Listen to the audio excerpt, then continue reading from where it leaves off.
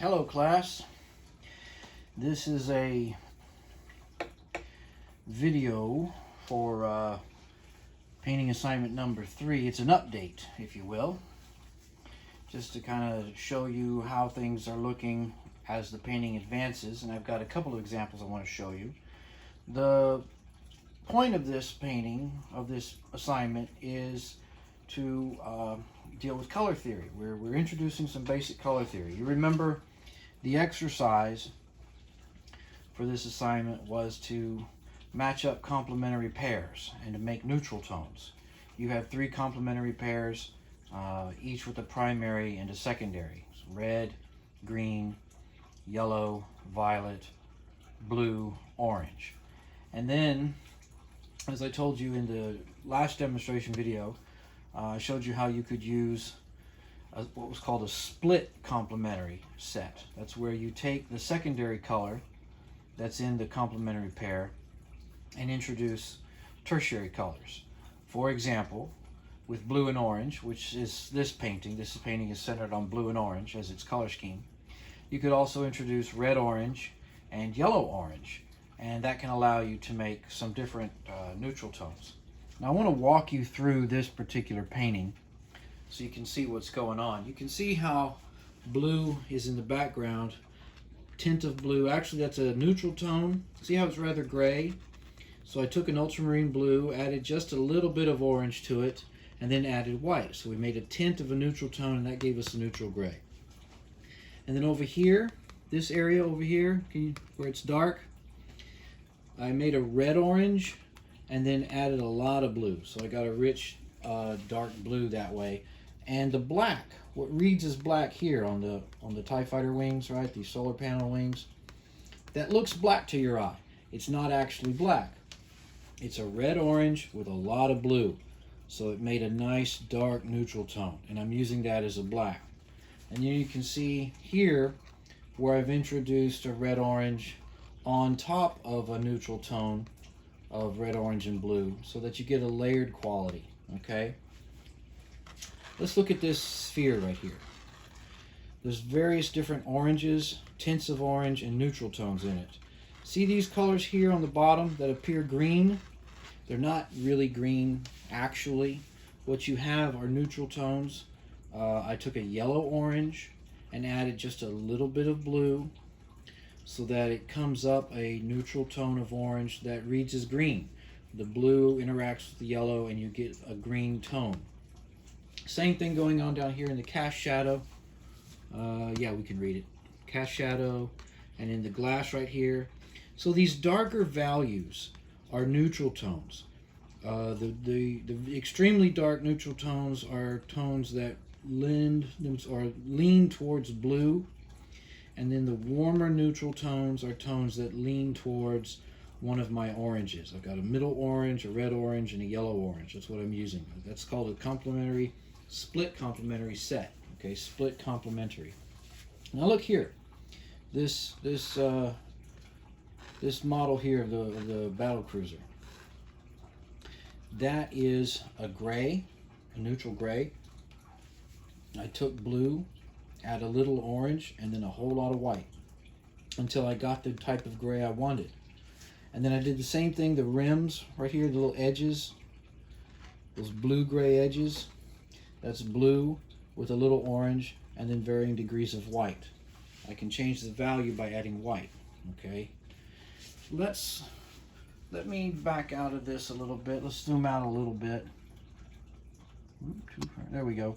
So I want you to see the ground plane. There's the ground plane that has the shadow. That's an orange, maybe a red orange with a little blue, and I get those tonal values. Actually, that would be an orange because it went into green. And then down here, it's an orange with a lot of white, okay? And it's several different types of orange. There's yellow orange, there's red orange, like that right there. It's a little pinkish, right? That's a red orange that had white to it. So I'm layering color to show the different color modeling or value modeling that happens on the ground plane. But it's all blue and orange, right? blue, and orange. And then these darks are just neutral tones that are very dark, a lot of blue. I've done another one based on red and green. Let me show that to you. We'll take out the blue and orange and put in the red and green.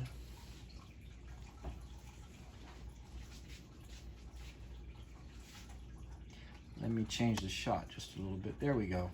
No, the painting's not complete yet, but it's about halfway through, maybe better than halfway through. So I wanted to let you see what another color pairing could do. The greens, right? The green is the secondary. Red's the primary, green is the secondary. Red and green are a complementary color pair. I'm using a split complementary, which means I can have the green, and then that's the green is the secondary, then I can use the tertiary blue-green, which that's what that's based off. And then I can have another tertiary, which is yellow-green. So I've got green, blue-green, yellow-green. And then I can add red to make a neutral tone. And that's what's happened here, okay? I had a blue-green that I added some red to, and I got this nice dark color, okay? Nice dark forest green, okay? Then I took that color and added white. So I've got the dark value, and then I've got a tint of this value.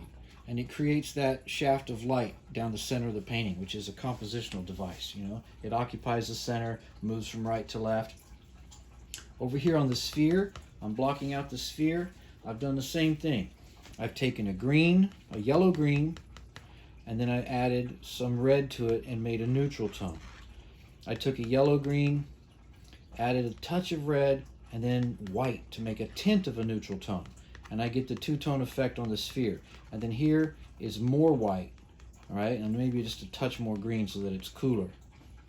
I've done the similar thing down here on the ground plane, all right? That almost looks like an orange. It's not really. What it is a yellow-green with a little bit of red.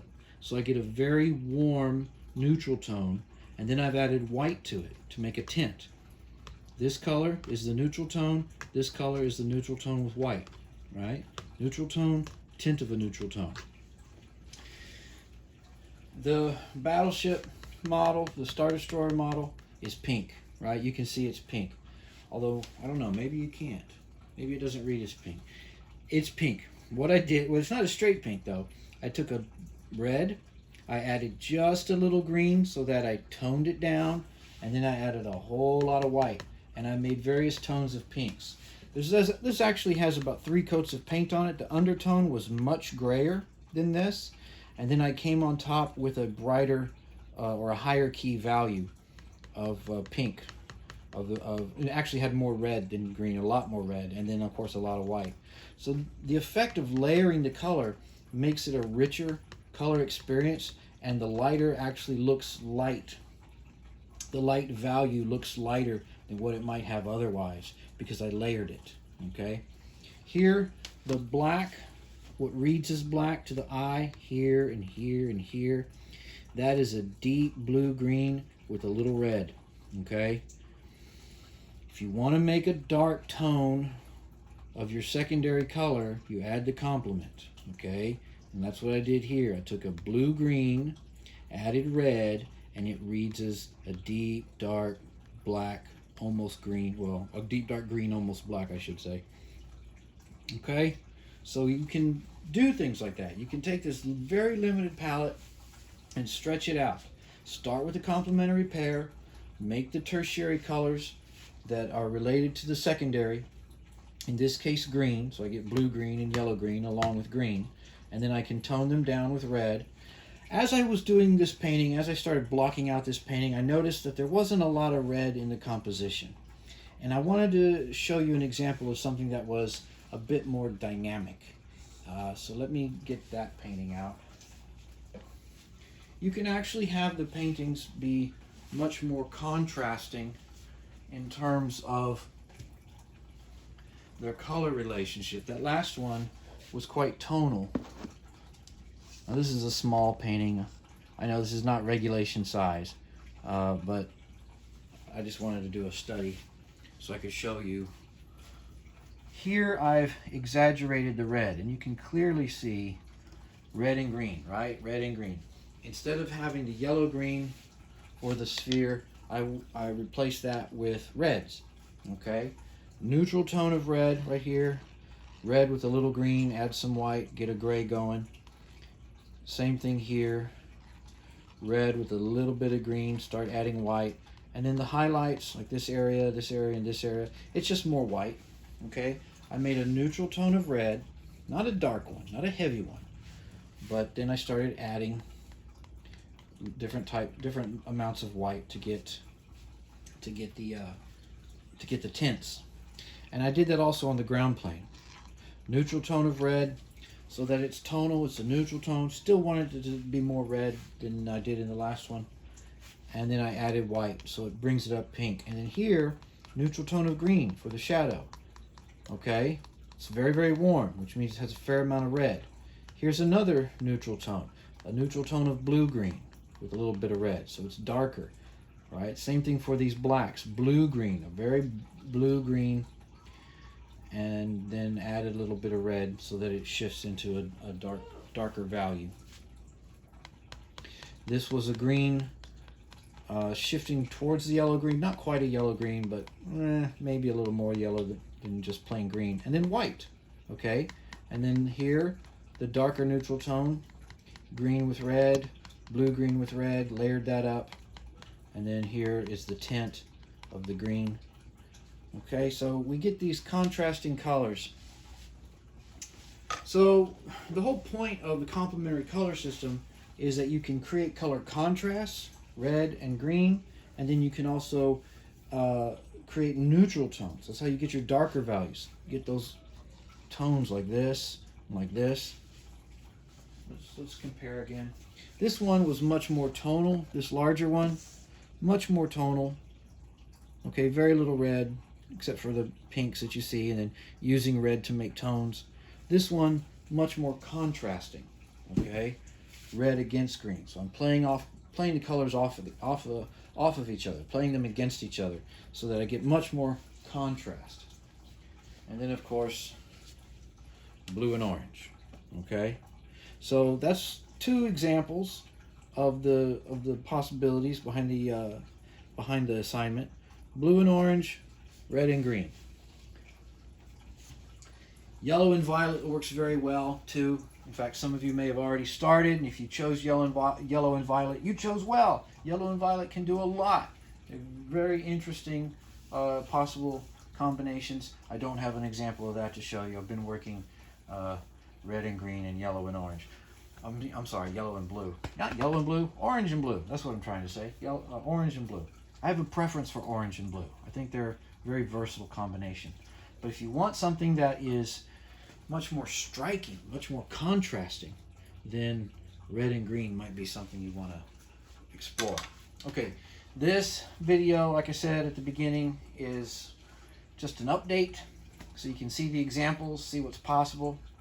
In my next video, we'll be covering exercise. Not exercise, we've already sent that out. I think I've already sent out exercise number 4. I believe I sent that out earlier this week. So painting number 4 would be next. Painting number 4. Painting number 4 will be a second version of our setup. Okay, same setup. I'm going to swap out a couple of items, change the arrangement slightly, and then we'll get into analogous color relationships. Okay, if you've seen the exercise number 4 video, you know that the exercise deals with analogous color groups. Okay, making analogous colors. Analogous means the colors that are like each other. So we group colors into families, not contrasting, but they're related to each other. Things like red to orange and then orange to yellow. That would be 2 analogous groups actually. Painting assignment number 4, you're going to select two related analogous color groups. I'll get into that in more detail in the next video. I'll walk you through it, explain it. I'm not going to leave you hanging. This is Friday when I'm filming this.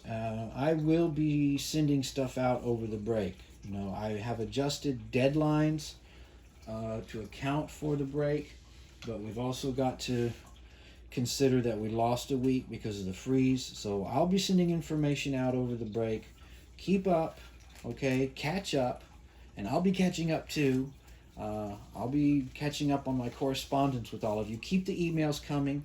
Send me questions. Send me your submissions. Ask me questions about things in progress. I'll be checking on email through the break. And like I said, I'll be getting another video out to you. So stay in touch. Stay safe, okay? Stay safe. I know it's spring break, but it's still pandemic time. COVID's still jumping around. I know the governor's office has told us all that we can take our masks off. Don't do it. Keep your mask on, please. That's my best recommendation to you. Continue to practice safety first, okay? Social distancing. And let's use the time to get caught up with all our work, shall we? Okay, so I'll send this out later today. This is in relation to painting assignment number 3. Update video for painting assignment number 3, talking about complementary color, okay? Complementary color. I hope you're proceeding with your paintings, and good luck with them. Send me questions as you need to. I'll be in touch. You stay in touch. Stay tuned. Stay safe. Bye now.